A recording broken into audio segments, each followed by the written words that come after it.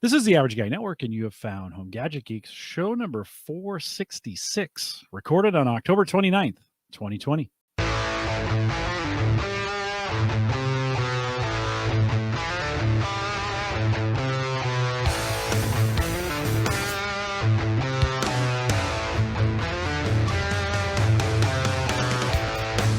Here on Home Gadget Geeks, we cover all the favorite tech gadgets that find their way into your home. News, reviews, product updates, and conversation, all for the average tech guy. I'm your host, Jim Collison, broadcasting live from a chilly mic in the pre-show. We were talking. I think it's going to warm back up though, a little bit. I was lighting candles in the shed, and out there it was kind of chilly, and so you had to be in the pre-show to know what that reference. You should, by the way, if you only listen to the recorded, maybe you're only listening to this as a podcast, you should come out and join us live. It's tons of fun. Head out to theaverageguy.tv/live. But Mike, a little chilly, but hunting weather's here for you, right? Yeah. I'm hoping it stays like this weekend's supposed to be like 50 and sunny. That would be perfect. But I'm just glad the snow didn't stick around because I was lazy and I had not picked up my leaves yet. So that snow came, blanketed all those leaves. I'm like, shoot, if this sticks around, I'm done for. But luckily it melted off, so I'm able to. That's tomorrow's plan is get those leaves off the ground. Yeah, are you doing it tomorrow? Yeah. Okay. Yeah, Saturday's plan for me is to get out there, and Saturday afternoon it's like 50. So that's like -7 Celsius. I don't know how that works, but we, of course, what I do know works. We've got show notes that have a table of contents, which means you can get right to the content. If you want to listen to it that way, you can do it, including full transcripts out at theaverageguy.tv. This one will be theaverageguy.tv/HGG466. Before we get into the iPhone, it's all iPhone 12 tonight, friends. I'm just going to be honest with you. Mike and I both have it. Before we get into that one, Mike got one. I got one. We're pretty excited about it. Big thanks to Hover for supporting the show tonight, for supporting this episode, and actually probably here out through the end of the year. If you need a new domain, I don't know, maybe you're using one of the other ones. Mike, I don't know about you. I've always been a Hover guy. Head out to theaverageguy.tv/Hover. They got a $2 deal right now. You get $2 off any new domain if you're a new customer for them. And so if you use that link, theaverageguy.tv/Hover, that first domain will be $2 off. Give it a try.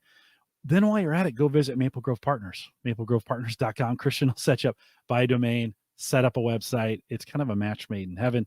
maplegrovepartners.com. And a big thanks to both Hover and Maple Grove Partners for supporting Home Gadget Geeks. We'll push all the community announcements to the very end of the show. So if you want to know what's going on with the meetup and such, hang out to the end of the show, Mike. But a big thanks to Joe, who sent us Honey Love. As soon as I saw this, I was like, are you kidding me? Like this is my favorite, Joe. I'm not going to lie. So it's a Bach.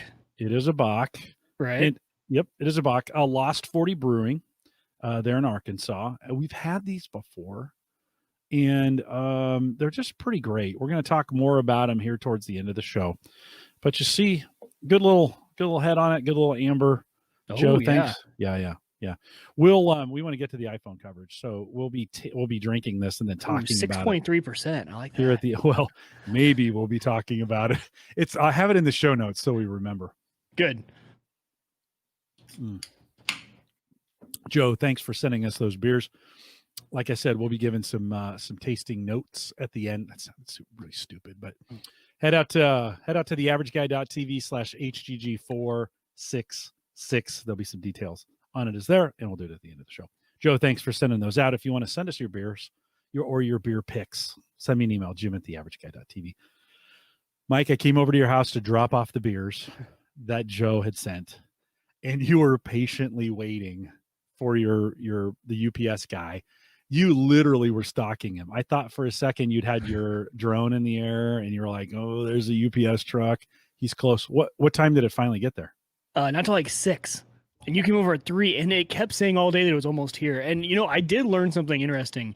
There is I want to know the algorithm for UPS and how it works. Because this truck went to the same other neighborhood 3 different times. They would go to that neighborhood go over here and then go back to that neighborhood. They go to Village Point a few times. So I'm like, oh, good. They already hit Village Point. They'll be here soon. Nope. Did another circle. So apparently mine was not a high priority for them. But the UPS guy did say, I bet you've been waiting for this all day. When he handed it to me, I said, yes, I have. I've been super excited. So yeah, I was stalking him on the UPS app.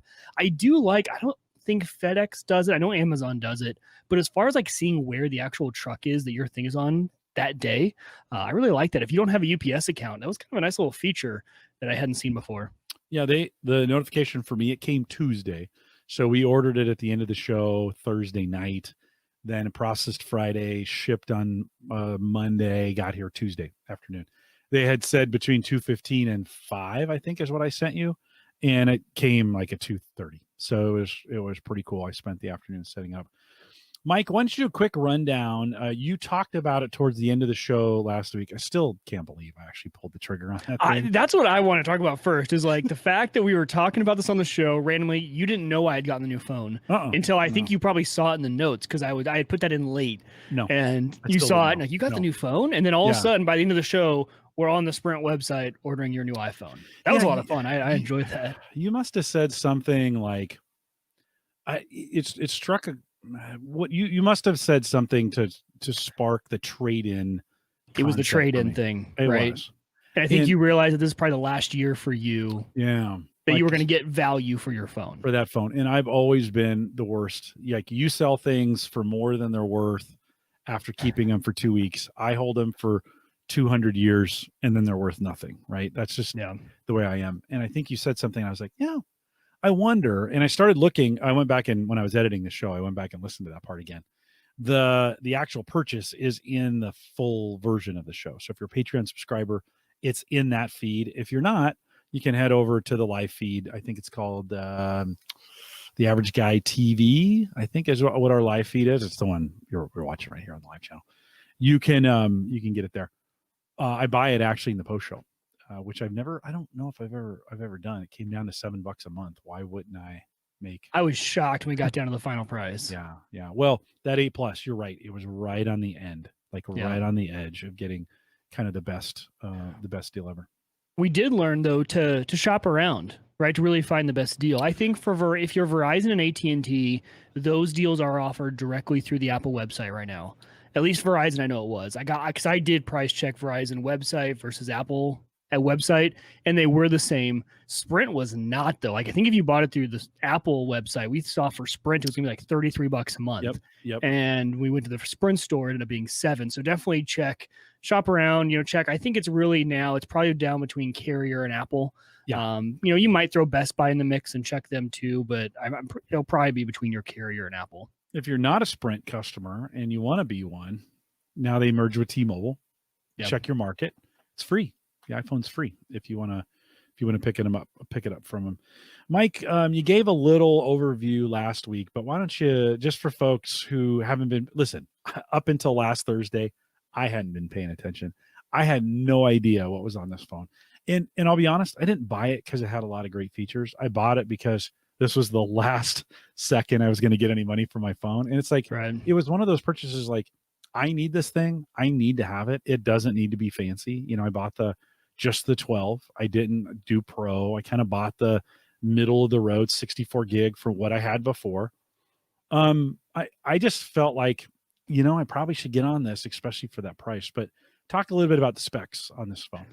Yeah, for this phone, the big thing that I think a lot of people were talking about was the new form factor. And it's not really even a new form factor. They kind of actually went back a few generations to that iPhone 4 or 5 era where you have a really flat screen. So flat screen with the metal edges. And so nothing curved. I had the old, and I already put it in the box and to ship out. But, I had the iPhone 10 before this, and it kind of had that curved screen right on the edges where your fingers could kind of roll off it.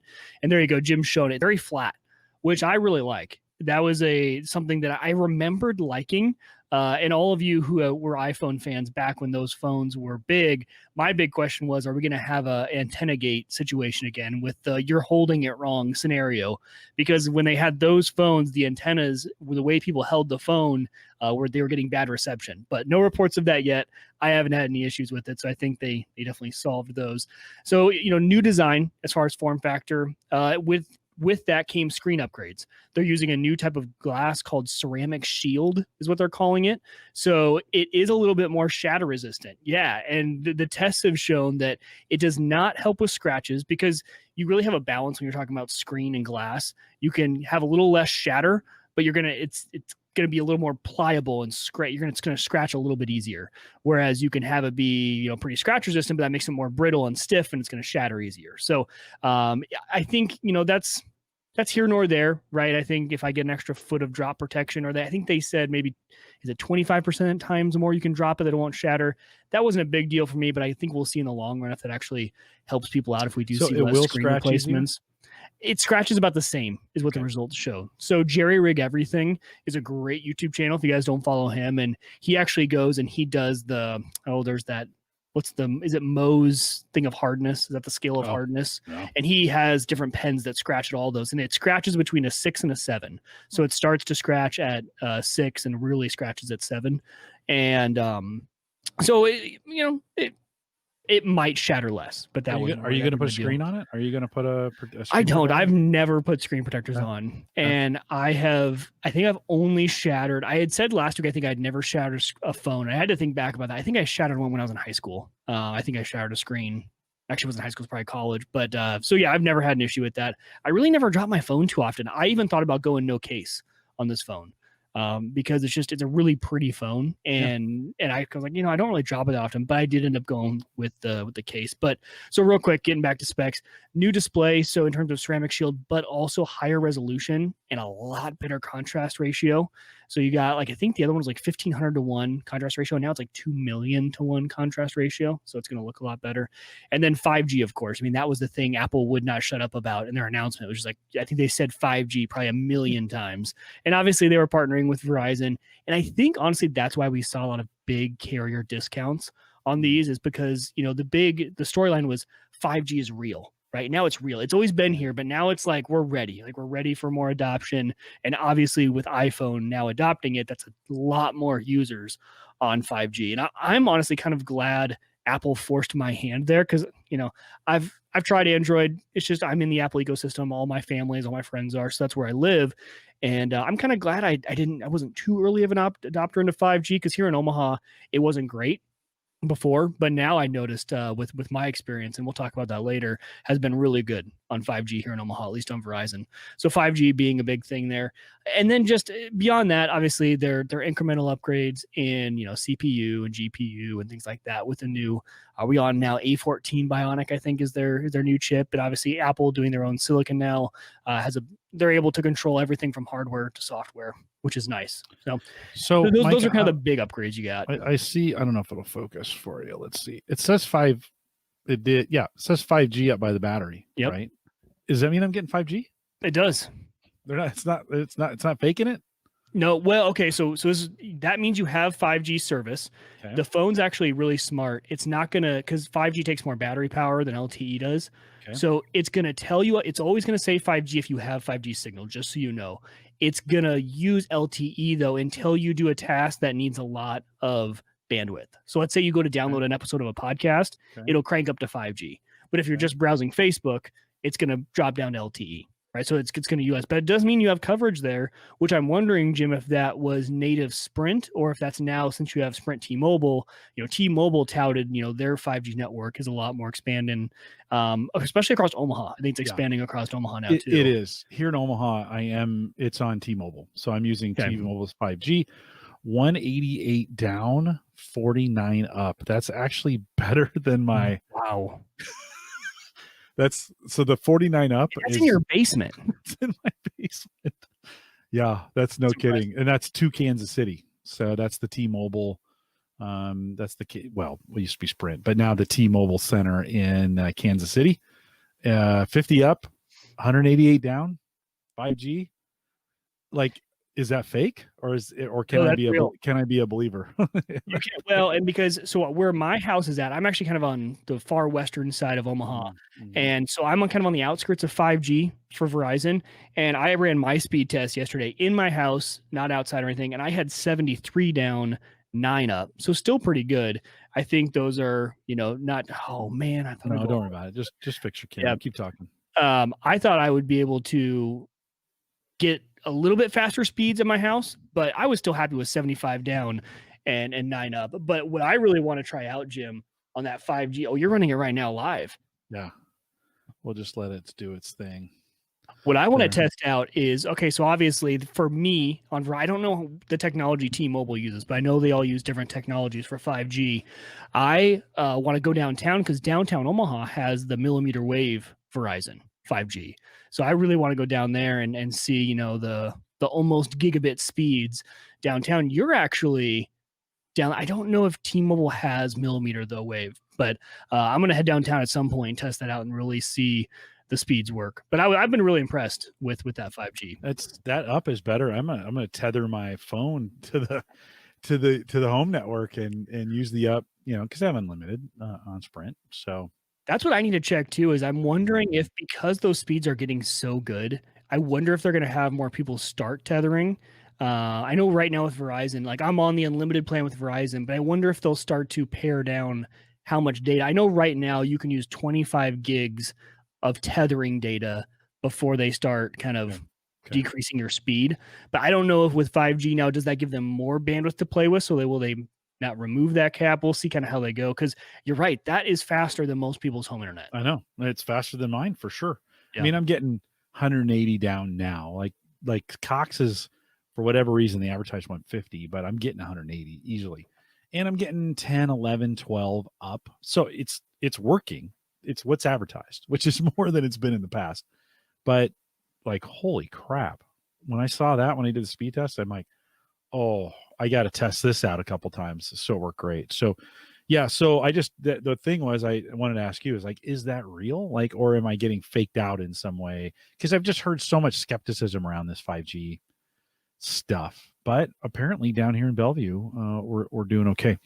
Mike, when the phone came for me, it actually super thin box. It's got the charging cable, an Apple sticker, and some instructions you can't even read. They were literally right. No power brick to go along with that cable. Nope, and no earbuds anymore, right? Of course, because the phone doesn't have that. But I guess even because the 8 Plus didn't have a headphone jack, they sent you the lightning cable one and the thing. So adapter. Those are done. Those days are over. For me, the setup experience couldn't have been any easier. You'd had some trouble with it, but I literally took the phone out. I actually called Micah. She's the co-host on Theme Thursday with me. And I got her on the screen, and then I showed her peeling off the plastic off the screen, which is super satisfying, right? You just kind of peel that off, but not a lot of waste in that box. I think that and a few other things that are in there, like I just, there's not much to it. Right. Put the phone side by side and you begin the setup process on the iPhone 12, and it communicated with the 8 Plus and said, do you want to transfer? And I put in a few things and boom, it was off to the races. When it was done, now that didn't work well for you. For me, it was flawless. So again, 8 Plus 64 gig, 12 64 gig. Maybe that's the thing of having the exact same size on it. Didn't have to go to iCloud for it at all. In fact, I didn't even, up until recently, I haven't even had an iCloud account. I used the free one, and then it ran out of space or whatever. So transferred pictures, settings. Mike, when I picked up the phone, it looked exactly like the old iPhone, down to all the apps being installed. Now, I had some activation problems, and so that I had to solve later on in the evening, and needed to get it connected to the Wi-Fi so I could download the apps. But 30 minutes maybe? And that's the experiment. That's the experience you're looking for, right? Yeah. To be able to go from one phone to the other, and it just, you pick it up and you're off to the races. Yet it was weird. I'm glad you had a good experience. Mine, I had two issues. One, when I first went through, I actually got to the activating screen as far as like carrier activation, and just sat there and spun, and you could tap the next, but it wouldn't do anything. And I Googled it, and apparently that was a massive issue. All you had to do there, though, was restart the phone, and it would activate the second time. Yeah. So that was a big issue. But then when you walk through the process, it says, hey, do you want to transfer from your old phone? Right away, it says, hey, do you want to get settings? Like, do you want to set it up? And it'll start to pull over settings. But then it says, hey, for this massive data transfer, do you want me to do that from your phone? Or I can just do it from iCloud if you don't want to do it from your phone. And I tried doing it from the phone. I think you're right, though, Jim. The different phone sizes, because I had the biggest iPhone 10, and then I only have the 128 gig iPhone 12. But what's interesting there is I was only using 45 gigs according to the phone Yeah, of that iPhone yeah. 10. So I was like, oh, I have more than enough space. It must be doing like an image, Volume almost size. copy. Yeah. Yeah, volume size before it came over. But it's frustrating because they put that after you do a bunch of settings. So that is after you've already set up Face ID, you've already put all your Apple cards in. So you kind of have to restart. So it's like, so I did that. It said, oh, nope, now I failed. You got to restart the whole process over and then do it from iCloud. But the iCloud was flawless too. I mean, that worked really fast. Download all the apps again. And then overnight, all the photos came down from iCloud and it worked well. I actually run, which is nice. I'm glad I do. This iMac behind me is actually a cache for iCloud across our whole network, so that if I take a picture and overnight it uploads it to iCloud or whatever it does, it actually goes to this machine first, and then any other machine that tries to access that photo from iCloud just pulls it off the cache, which saves a bunch of bandwidth. I checked my usage, and it actually pulled 20 gigs from online, and the other 20 it had in the cache. So it's nice. 20 gigs of bandwidth, which now in the days of Cox data caps, it's kind of nice when you can save any of that that bandwidth. Yeah, you think of 50 gigs of pictures on your phone or videos, or that goes kind of fast. It didn't activate right away. I had to connect it to the network to get kind of the transfer. I did get it working, but throughout the afternoon, it just wouldn't activate. And I did your trick. By the way, it took me forever to figure out how to turn the thing off. Like without the home button, that was the biggest difference for you. Yeah, I'll talk about that here in a second, because that's been a whole new experience of getting rid of the home button. But so I just jumped on Sprint's website and got a hold of somebody in chat, and they actually activated it via chat. So I didn't have to call. Jumped on there. They verified a few things. They got a couple numbers from me, took care of me, tried to sell me a few things in the process. I said, I have to consult with my Apple, consultant guy. I can't buy anything until I've talked to my Apple guy, Mike Wieger.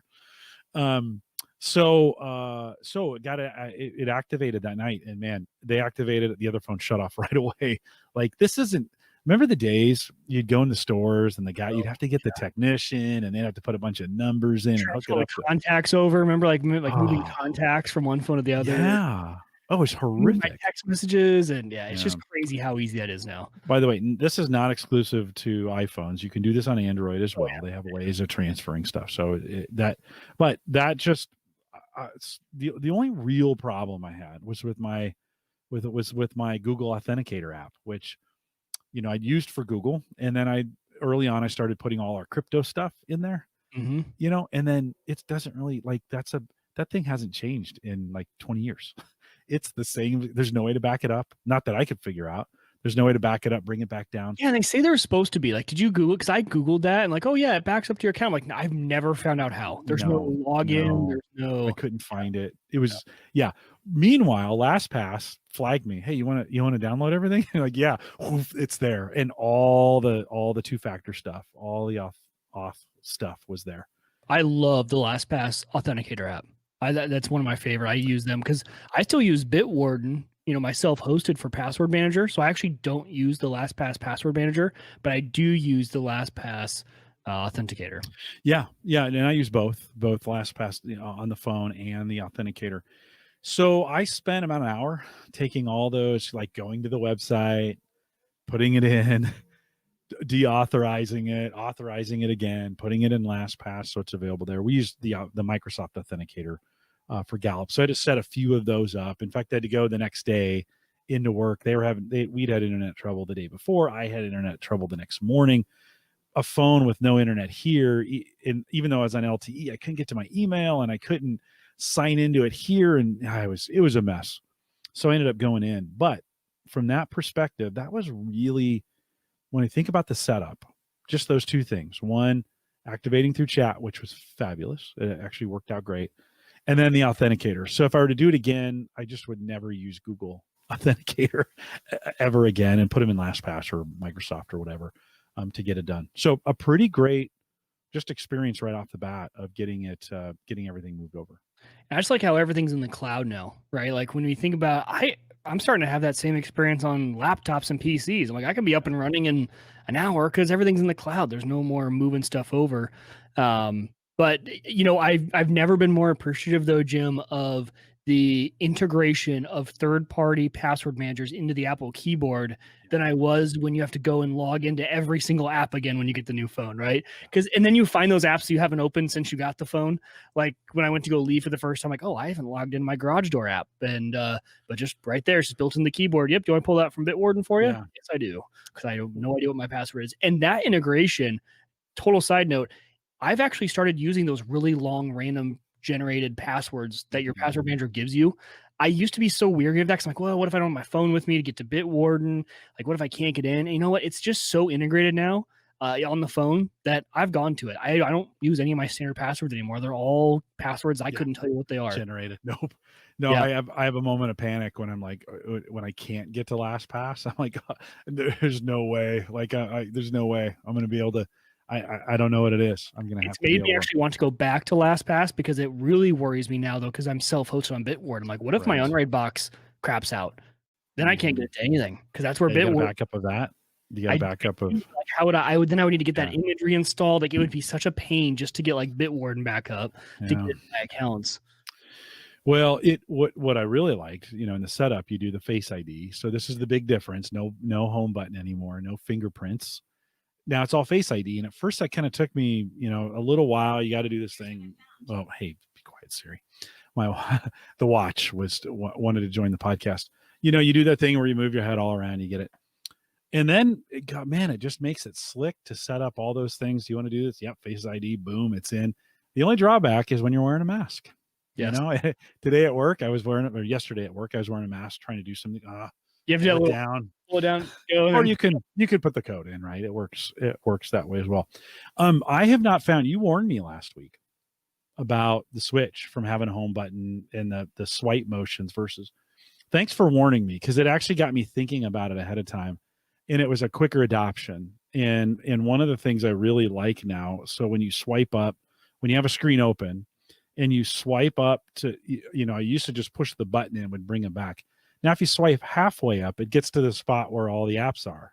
Yes. Right. And that's actually a better motion for me. Like, now that I'm used to that, you bring that up and then you can scroll through those things really, really fast. Okay, listen, this is a first world problem. Total first world problem. I'd have to double click instead of just one halfway swipe. Right. And I can make it even shorter for you, Jim. If the white bar appears at the bottom, just swipe left or right on that white bar. Oh. So if you see the white bar, if you're in an app, you can literally grab that. Especially, that's good. Obviously, you're not seeing all your apps, but if you're just going between two really quick, I go back and forth. Like, I'll be listening to music and I'll be in, email, and I'll just swipe back and forth. Wieger, you're changing my life one day at a time. One day at a time. So I have not, I've not struggled with like going from a home button to a little bit, because you prepped me. So thanks for doing that. Right. But and then of course I got the notch. And so kind of learning now, instead of swiping up, because that's taken, I have to swipe down to get the flashlight and some of those. And which side? I still, Jim, to this day, cannot remember what side is notifications and which is control center. Right? Because I will try, like, I just want to view my notifications. Like, oh, wait, I swipe on the right. And that's, I still do it wrong every time. Well, the way I remember is the utility things, like the connection and the battery and that kind of stuff. That's where your utilities are, right? So when yes, you're battery, right. And then on the left side is, or the time notifications. Those kind of make sense. Pull that down, and that's your notification bar. So, and then if you do it in the or the center, right, is actually notifications, right? Yeah. So, so did you do any widgets? Have you added any widgets to your home screen? I haven't done any widgets yet. Okay. No. So those are great for me, because for me, talk about them. So for me, I check crypto prices a lot, and it's just one less, right? It's right on my home screen. I have it right as a widget. So I have 3 widgets. I have stocks, weather, and crypto. Those are things that usually they did have those style of widgets if you swiped over to the left in iOS 13, where you would have that, whatever they call it, command center on the left side. But this is just right there on your home screen. So I unlock it instantly. It's almost like it feeds that need for me to, instead of opening that app while I'm doing another task. So I'll unlock my phone while I'm going to my email, just look up and I see the Bitcoin price. And that saved me having to open app and look at it. Same thing with weather. So I do like the widgets. I know a lot of people have been doing some really creative things with their widgets, and I think a lot of apps are coming out with cool ways to integrate widgets. I was pretty early on, so I did the beta for iOS 14, and that was obviously before all the third party apps could do widgets. So I just haven't even looked at them since iOS 14 has gone public, and now there's third party integration there. But I really like them. I think they're pretty handy. Alex says the swiping without the home button reminds me of swiping on my own Palm Pre. You're right, Alex. Oh, Gosh, yeah. I wish I'd kept that Palm Pre. God, that's another thing. Like I got rid of it some point in time, and I was like, I'm not going to want this thing, and I got rid of it. Dad still has one at his house. I think he has like this old pile of Sprint phones back there, and I bet that's one of them. You'd slide that thing, and I feel like that thing was going to slide right off the end. And then Brian says, have you guys played with the back tap functionality on the iPhone? I don't know what that is, Mike. So back tap's cool. I set the wrong thing for it because I did it for a screenshot because I'm like, oh, screenshot something I do a lot. So Jim, back tap is you can set something to where if you just do that with 2 taps, it'll do an action for you. And there's a certain set. So I did screenshot. I found that for me, it was taking a screenshot and I was setting my phone down. And maybe they've gotten better about not sensing putting your phone down as a double tap. But there are things you can do with that and set it. And I have to go back and play with it because I did that during the beta, and it was pretty buggy in the beta. It was too sensitive. I ended up with a bunch of screenshots in my camera roll because I didn't realize it because I was just setting my phone down. So yeah, it's a pretty cool functionality. And Alex is totally right. And Siri shortcuts is definitely, it's one of those, you have to go there. So there's an app called Shortcuts, and you can just start to play around with some of the stuff. It's one of those, you just kind of need to have a day to just play. Like if you're ever just like, I don't really have, I'm looking for something techy to do, because it takes a while to kind of get in that mindset of how to set up cool shortcuts, but they do have some cool ones in the library. Very similar to, Amazon has those for A-Lady, and it kind of has a library of cool little shortcuts. But the automation, Alex has a perfect example where his pictures copy over to his server via a shortcut. And I had a shortcut where every time, because you can set it when it connects to a certain Bluetooth device to do something. So I had mine in my car. Hey, when you connect to this Bluetooth device, resume the last podcast. So I would get in my car, it would connect to that car, and then it would start playing the podcast, which I ended up turning it off because my kids are always in the car now. I don't want to go to school. And sometimes I didn't want to play right away amongst all the chaos of a 2-year-old and a 3-year-old. But yeah, there are some really cool shortcuts in there. Yeah, I'll have to do that because I'd love it to connect and then just start playing. It doesn't do that natively. It does that in Sarah's car. But it's the Subaru in-dash player that's doing that, not the phone. It's automatically. It's coming up in the old school style, right? Yeah, our cars aren't cool enough. We still have the aux cords, so I'm still using external Bluetooth. You talked me into the MagSafe case, which I picked up on when did I bring the beer out? Over, so Friday. When I brought it out. So I swung by the Apple store. Mike, I don't know how that Apple store was close to me. That would probably be dangerous. I'm pretty glad it's not. Although, wow, that's the first time I've been in the pandemic-driven Apple store. How is it? Have you been in there? They have they have a big wall in front, so you can't see in the store anymore. It's just a big white wall. It's rippled, and then there's in front of that is like a service window, and it's completely glassed. There's just a little opening. It's like you've gone into, when you went into a convenience store in a bad part of town, and they had stuff under. You slide it under, kind of deal. Yeah, and the case came out from the back, and literally the guy helping me took out a fresh wipe, wiped off every square inch of the box, every square inch, wiped off. Then, with gloves on, pushed it across to me. I was like, oh, okay. I'm okay with that. I mean, but they were just being very, very careful at the Apple to do that. A cool experience. I had mine shipped to me, and let's talk about the case first, and then we'll move on to other MagSafe accessories because I did order some other ones as well. Yeah. So the case slips right in. It feels good in the hand. It doesn't. Now this phone doesn't lend itself to flying out of your hands like some of the other ones have in the past. Right. I think the shape of it, the square shape of it, is just that way. But it was just nice to have that case on there. And then I wondered if my WizTech magnets would work on this, because again, that thing is around the outside of it, right? It's the metal around the outside, and it worked. Now, was it as strong as when I had the original? Which, by the way, I think I shipped I think I forgot to take the case off the iPhone 8 Plus that I mailed back. I just the other when I was dropping it at the UPS store. I was like, That probably has a case on it. I think I left the case. It doesn't matter. I'm not going to use it for anything. But that had that metal plate, and it would thump to it. You'd suck right onto it. This at least holds it. So for now, until I get some kind of charger for the car or whatever, I don't have to replace anything. Just set that down.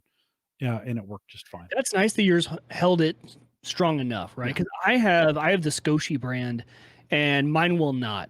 I have the same case as you, so I did the same thing. I got the MagSafe case. And Jim, what I like about this case is it's grippy enough, but it still slides in and out of your pockets. It's not too tacky.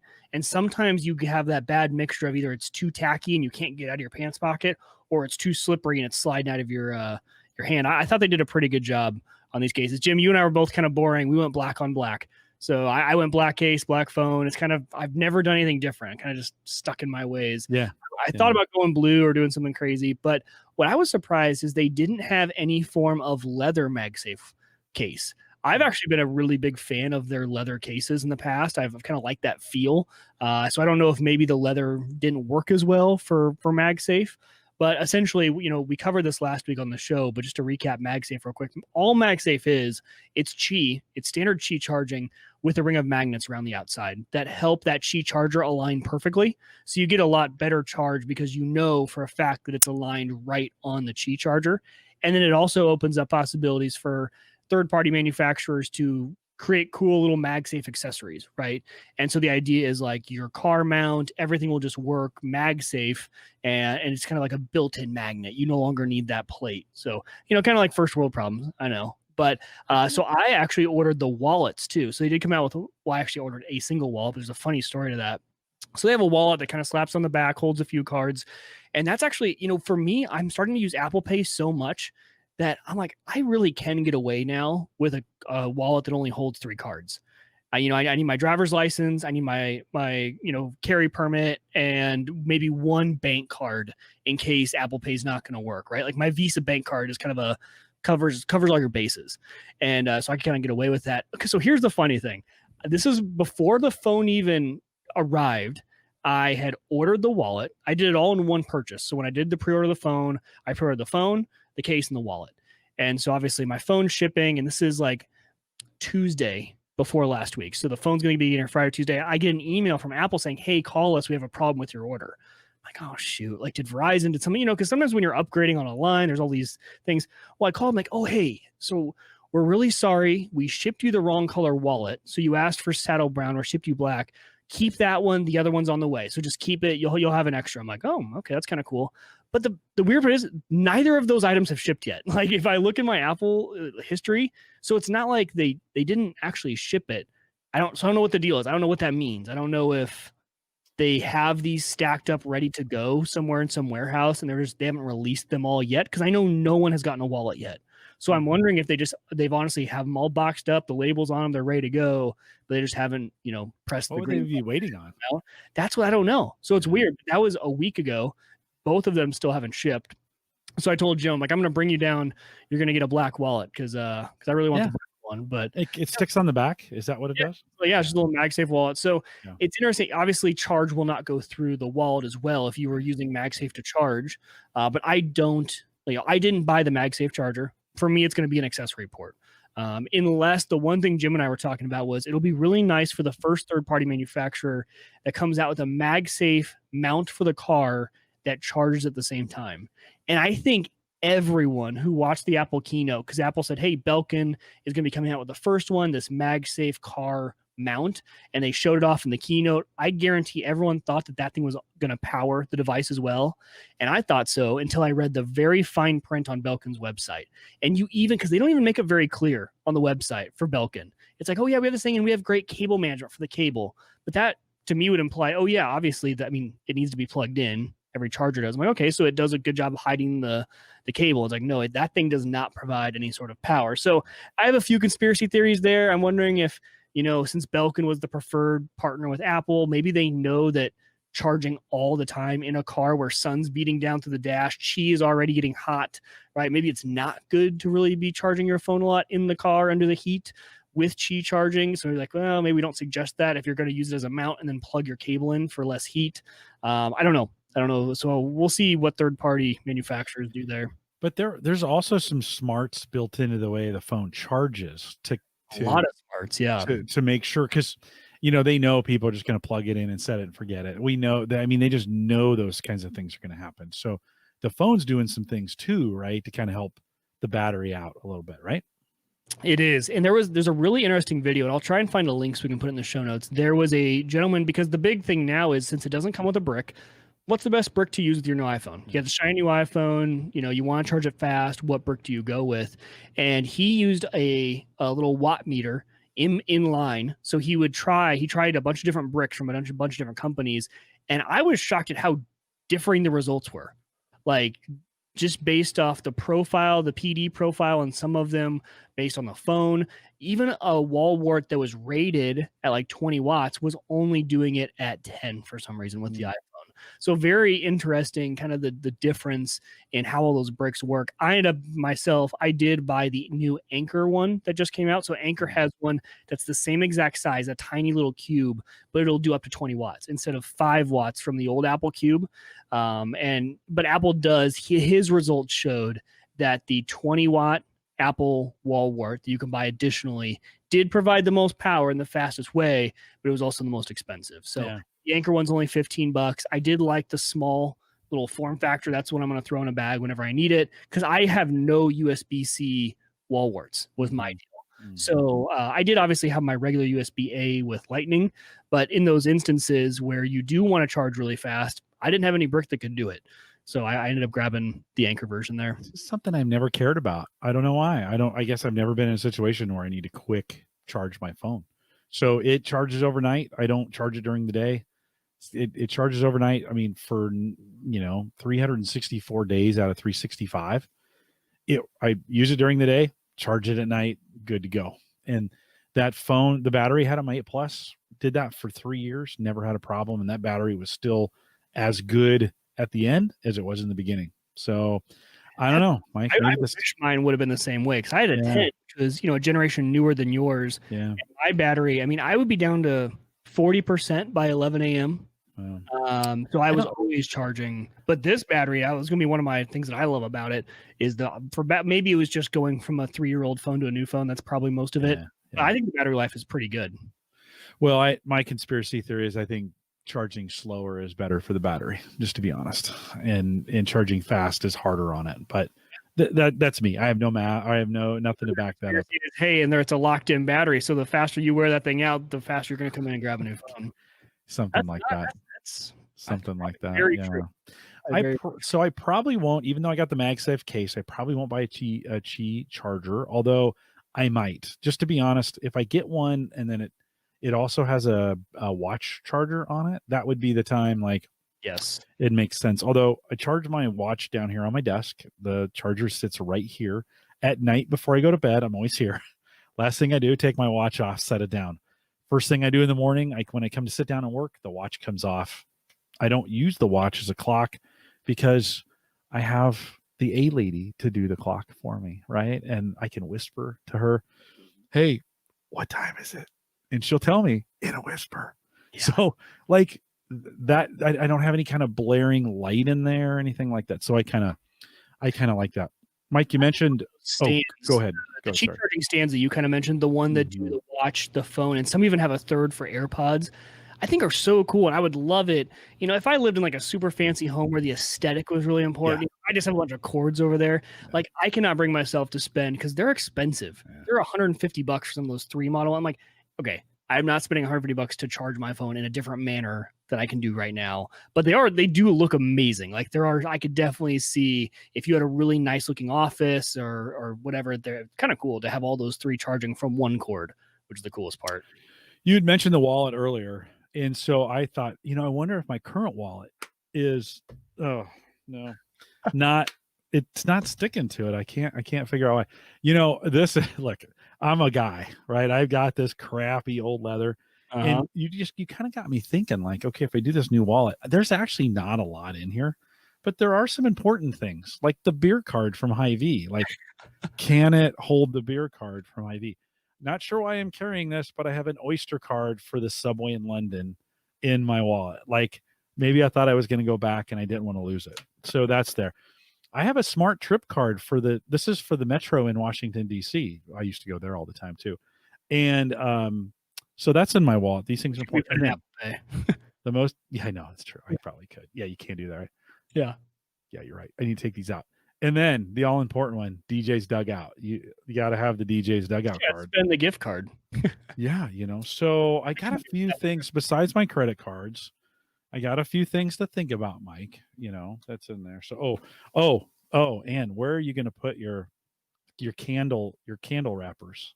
Right? I've got some candle wrappers here. When I was out, I forgot about our joke, and I'm like, why? I'm expecting you to hold up a Yankee Candle little like wrapper. When I was out with Ed Sullivan, we had a few candles, and so that I thought we had some really good candles while we were there. So I decided this particular candle, this Atabey candle, was pretty good. I have a bunch of Byrons. I smoked way too many Byrons while I was there, but that was pretty good. And I think, which one is this? So I'd put them in my wallet to save them because I wanted to, remember the trip. So the wallet that's going to go on the back here, Mike, it's going to have to be tested. Like I'm going to have to test it with some things. And I was a little disheartened because I had already ordered it, and then the reviews are kind of coming in, and they say it's decently strong to the phone. But one of the guys was doing a test where he would put it into his pants and see how easily it would just fall off. And he's like, this is the one thing you don't want to lose, right? And so he said it is a little light. So it'll take some work. I'll have to see if I even use it. I wasn't too worried about it. One of those things I want to try and see. But and because I have the same thing, I've gotten smaller and smaller on my wallet. And now I'm into one of those Travelambo little, it's pretty tiny. But I think I can get down to 3 cards. And I'm going to put the rest of them in in a lockbox in my car. So I still have them. Like if I'm like, oh, man, I did forget there's something in there I still need. Like my drone license, for example, right? I don't need to carry that around all the time. So I'll just have it in my car in case I ever do need it. I'll just throw my whole wallet, this current wallet, in the car and then just carry the things you need on a daily basis, right? And it's a good thing for like runners or for when you go on your workout or your bike rides, Jim, because then it's one less thing. You just have it on your phone. And you don't need to carry around a wallet. You don't have a wallet in a pocket and that. So for biking, running, I could see it being pretty useful. Yeah. May give that, if you get that second one, I may give that a try as we do that. Last for me, I kind of gave into iCloud, and I don't know why, but popped up on the phone, like, here's some iCloud plans, and 50 gig, which I have only a 64 gig phone, is 99 cents. And I was like, well, okay. Why wouldn't I have that available to me, right? Works really well, especially for photos and transferring stuff back and forth. Their backups, and you can. You don't have anyone else in the family who's Apple, do you? Mm-mm. So I love that they finally put iCloud storage in the family side, so I can share that. So our whole family shares a terabyte plan, which is more than enough. And Hannah uses the Mac laptop, both of our iPhones, iPads. And that's been great for moving stuff around. And all of her photos are stored there. Mine are stored there. Of course, we back them up to Nextcloud as well to have a local copy. But yeah, I think it's worth it too. I think ours is only like $2.99 for a terabyte, which is not bad. Maybe even 2 terabytes. I gotta check what our current plan is. Yeah, terabyte, man, that'd be a lot, dude. That'd be a lot for a phone. You'd have to work hard. I mean, a lot of video. But since you can share it with family on the laptop, you can use it for you can use like Dropbox, right? It's another backup there. Yeah, Brian says, 99 cents and 3% back if you use your Apple card. True. I put all my subscriptions are through my Apple card. Yeah, that's probably smart. Anything Apple related. Mike, anything else that on the experience that you want to highlight? For me, this is not new to the 12 from the 11, but if you have older than an 11 phone, having a 4K front-facing camera, the one new thing on the 12 this year is they do have HDR video on the front and rear camera. But for, if you're I do not call myself a content creator, I like to make a YouTube video every 6 months type of guy. For me, that's perfect because you can still use the selfie cam on your phone and get 4K footage, right? And be able to see yourself. I think that's pretty amazing to be able to have 4K on the front video. And then one thing is kind of cool to test out too. If you do find someone else with an iPhone 12, FaceTime is now, and this is like one of those Android users are going to roll over and be like, that's hilarious. But we finally have 1080p FaceTime on the iPhones. If you are on Wi-Fi or 5G, they have 1080p. And that's always been a thing of they've never wanted to make it. They've wanted to make the experience as good as possible. And LTE and HD FaceTime was just not worth the hassle. But now with 5G, you're out and about, you can have some HD FaceTime. Yeah. Super cool. Anything else? No. It's been fantastic. I've really enjoyed it. This is not, I think it's important to note here, this is not like some instrumental massive leap. Everyone should go out and grab this phone.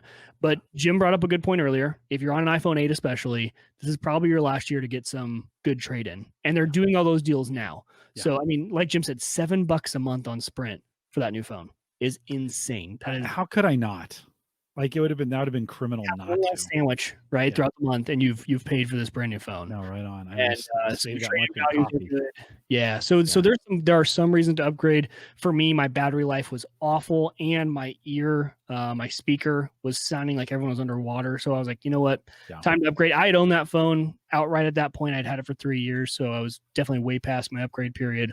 And mine, Jim, on Verizon, I went I went with the iPhone 12, but I did bump up to 128, and mine was $17 a month.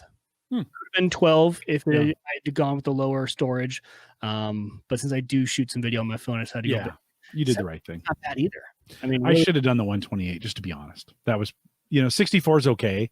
I was only using 40 to begin with, so I was like, I can move, and that's all pictures. Just to be honest, I can move those pictures off. And, but the funny part is you don't get any more trade-in value based on the size of your phone. It's always just the model. Yeah. So really, if you're never going to use it, there is no reason to pay that extra. Because when I go to trade in my phone, I don't get any more value than you do. We're going to get the same value for that phone. They don't take into consideration size. Yeah. So it kind of makes sense. Maybe always have the smallest that you can get away with. Right. Yeah. Well, thanks for the recommendation on it. And it was when, you get those surprises every once in a while where you're not thinking about it, and all of a sudden it happens, and then you're like, whoa, this is pretty great. So we won't spend a lot of time here in the future talking about these phones because they're still just phones now. Like it did exactly what my other phone did. There's nothing new except it's a new phone, right? So thanks for talking me into that. I mentioned at the beginning of the show, we talked a little bit about the beer. Joe, again, thanks for sending those. Love Honey. It's a Bach. It's from Lost 40 Brewing out of Arkansas. We've been drinking it all night. Mike, what'd you say? 6.3%. Yeah. What do you think? I really like this one. This was, this was our favorite from the last batch. Yeah. So I was excited to try it again, right? Because we obviously only get these when Joe's able to send them since they're from Arkansas. And it's really good. Mm-hmm. Nice and smooth. I mean, and not like honey, like you. I was trying to figure out how to explain this. I think you're into it better than I was about to do. So not overpoweringly sweet, but more smooth like honey is kind of what I think of it, right? Like it's almost like when I think of honey, I don't taste much honey, but it's like when I think of it, it's a good way to describe it. More of a texture thing, really smooth. In the summer, you kind of go with a shandy, or you go with we drank a lot of Bud Light Orange or Bud Light Lemonade, which I really like. But this, if I could get this on a regular basis, this would be all summer long. Oh, and with candles, like there's a few candles that I'd burn with this. That would be pretty good, just kind of add Christmas pine with sorry, I don't know. The logo. I want to talk about the logo real quick. So Love Honey, right? Oh, come on, my face. There we go. So it's a heart that's a beehive dripping honey with 2 arrows. I just thought that was a really cool logo, right? Love Honey, but it's a heart, but it's actually a beehive. You can see the stuff in there. Kind of cool. Yeah, if this was local, this would all be this would be my daily driver. Like, I was excited. I thought we were gonna have the Oktoberfest tonight, and I've been waiting. Next week we have that one because I'm excited to have the Oktoberfest one. Yeah, Erin's on next week, and we'll talk. That's a good reminder. I will tell her to make sure she has an Oktoberfest, a local Oktoberfest, if she can still get one. Even though it'll be in November. I know. Well, technically Oktoberfest is in September, but you're right. Yeah. So, but maybe there'll be some around. Speaking of that, Aaron's coming on next week. Joe, thanks for the beer. Next week we'll drink the Oktoberfest one. Next week, Aaron Lawrence is on the show. Got a whole list of things you might want to think about for Christmas. Between now and Christmas, we're going to talk a lot about things that you should buy yourself for Christmas. Come on, you're going to do it. You're going to buy it yourself. So we're going to, right? Yes. There's a lot of things out there. And so Aaron's coming on next week to talk about that. As we get into Thanksgiving, a couple things coming up. One is the day after Thanksgiving. So that is November. God, that's only a month away, Mike. That's pretty crazy that Thanksgiving here in the U.S. is just a month away. The 27th, November 27th, Sammy is coming on the show. That's her. We started that tradition, I think last year, maybe 2 years ago. And so she'll be on the show. No Mike. He's out hunting that weekend and spending time with family. Sammy will be on the show on the 27th. And then the 3rd of December is the big anniversary show, the big 10-year anniversary show. I got to get cracking on that thing. And so we've got a ton of stuff coming up. You might just want to join us live for both of those. The 27th, which is a Friday, not a Thursday. That's Black Friday, which, man, Black Friday is going to be different. A lot of stores are going to be closed on Thanksgiving this year. And so Black Friday might go back online. Yeah, no, they can't go back to even the old ways where it used to be. Remember Friday morning at 4, and first it was at 6, then it was at 5, then 4, and then midnight. No way they're going to be run it anywhere close to the same. And it's too cold, at least up here, too cold to try and do that stuff outside. And I don't know. I think the store that gets the most creative will be the winner. I have a quick safety tip too for everyone out there. You guys are all big. I was going to mention this earlier. I totally forgot. For all you tech guys out there, call before you dig is actually really, really important. I learned that I was burying a ground rod for my ham radio, and luckily I did. I just thought it. I'm like, it's just a ground rod. Like I'm not digging, right? I'm just burying a ground rod. But I'm doing it. What made me think about it was I was over where my ham radio antenna exits the house and goes up onto my roof is right by all my utilities. I'm like, you know what? I might as well have them call. I know it goes out towards the front of my house, towards the circle. Well, no, it doesn't. So I was going to go to the right where I was like, okay, I'm going towards the back of my house. All my utilities run to the front of the house. So I'm really glad they came out and they painted. And sure enough, they actually go to the back, the street behind my house, not to the front. So I would have been driving an 8-foot ground rod right through my OPPD, which is my power, right through the main line. And that would have been extremely bad. So literally saved my life. I was like, do I really need to call them? Super glad I did. Those lines do not run where you think you do. So a lot of you guys have been in your house for years and at this point, I had never had to do anything with my utility line. So the first time I've done it, and really glad I did. Wow. Free service too. Might as well call them, right? It's free. That would have given supercharging a whole new, a whole new word. Another death by ham radio. By the way, Joe says, glad we like it. Don't have to wait for the show to drink it. But we will, Joe. That's what, maybe we could take them up. I mean, I'm going to drink those Oktoberfest this week, but okay, I will save one. Try the Oktoberfest early because I've been dying to try that one. Yeah. You can. We got 3. We'll save one of each for the next 3 weeks. That way we can talk about the different ones. Yeah, no, save one for the shows. We got some coming up. So Joe, that's what we want to do, though. Yeah, that's what we want to save them. Dave says he's looking forward to it. It's looking forward to joining us on the 3rd of December. Dave, thanks for coming out tonight as well. One reminder, I had to move the meetup. MEAT, the October meetup, is now not September. That would be the wrong month. November. That beer is really starting to kick in at this point. Would be November 7th. That's the first Saturday in November, or a week from this Saturday. So if you're going to join me on that, hopefully while you're listening to this, you're listening to it during the week. If you're not live, and we'll get together. I'll be sending out another reminder this weekend and then one midweek for you guys just to do it. My grill is all fixed. Everything's ready to go. We talked about that last week, so we'll be doing it live. Hopefully we'll get some good weather for it. Mike will miss you. We'll do it again. For sure. So we'll get out there, but I need to get it in. Otherwise, it's going to get too cold. Yeah. No, you guys have fun. I'm really sad I have to miss it. I might hop in from down there. I won't be able to grill from there, but I might hop in if I can. Can you take a little Weber or do you have a little portable grill? I do. I have a tailgate grill. Yeah. I mean, he has like a barbecue grill. He has like a regular grill. He doesn't have a smoker. Well, you could still grill something for the afternoon. Something. Try to do something. Yeah. We'll see if I can sneak that in. And don't forget, we're going to have a candle meetup You have to be. I can't say it on the show because I don't want it to get CIGAR is what that stands for, right? When we say candle, but YouTube's getting a little weird about that, the T word, and so we're not saying it. We're not saying it on the show anymore. But there will be a candle meetup. It sounds so stupid. Oh my God, I can't. So go to Bed Bath and Beyond before and load up on your favorite candles. That's right. Get your Cubans, your Cuban. I want candles. one person to show up with a real candle.